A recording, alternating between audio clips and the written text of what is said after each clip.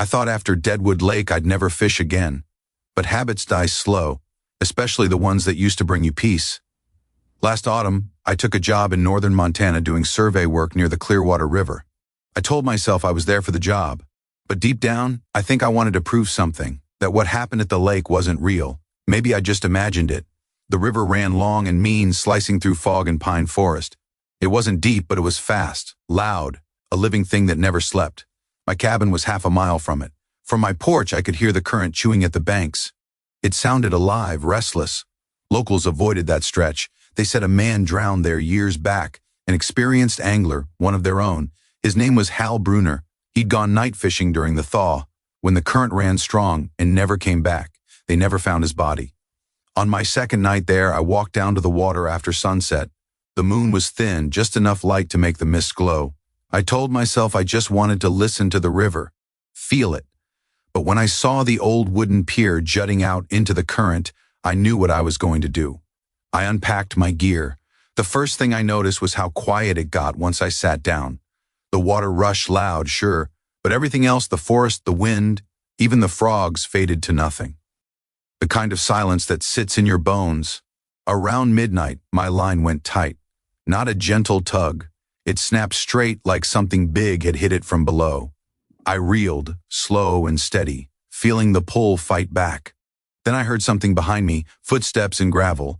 I turned, but no one was there, just fog moving in off the river. I kept reeling.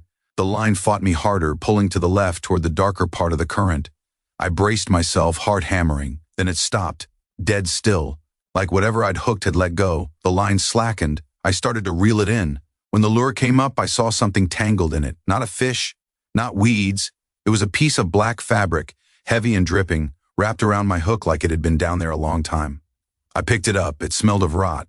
That's when the footsteps came again, closer this time, slow, deliberate, gravel crunching under invisible boots.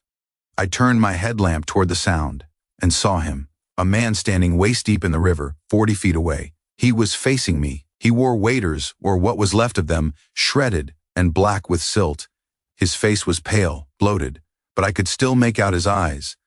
They were open wide, and water leaked from them like tears. He raised one hand. In it was a fishing rod, the same make and color as mine. The current didn't move him. The water rushed around his legs like he wasn't even there. I just stood there, frozen, until he lifted his rod slightly, the way you'd signal someone to cast.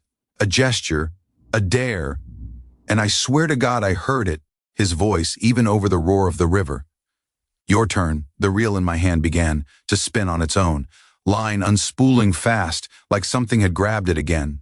I tried to stop it, but it burned my fingers. When I looked back toward the river, he was gone. Only the water moved. When I reeled the line back, the hook was empty, except for that piece of black fabric, now tied in a perfect knot around it. I left everything there, rod, bait, tackle box. Ran through the fog until I hit the cabin. Locked the door, didn't sleep. In the morning, I went back to the pier. My gear was gone, but in its place, stuck into the wood where I'd been sitting, was a single wet footprint, bare, wide, human. That afternoon, the sheriff came by checking the banks. Someone reported hearing a man yelling near the river last night. Thought maybe it was another drowning. I told him I hadn't seen a thing. He nodded and said quietly, "You know, every year, that river gives back one rod, just one. Always different, always found by the pier." Then he looked at me and said, "Sometimes it's best to let the river keep what it takes." That night, I dreamed of Hal Bruner, standing in the current, casting. And when his lure hit the water, I heard that same whisper again, the one from Deadwood Lake. "Leave."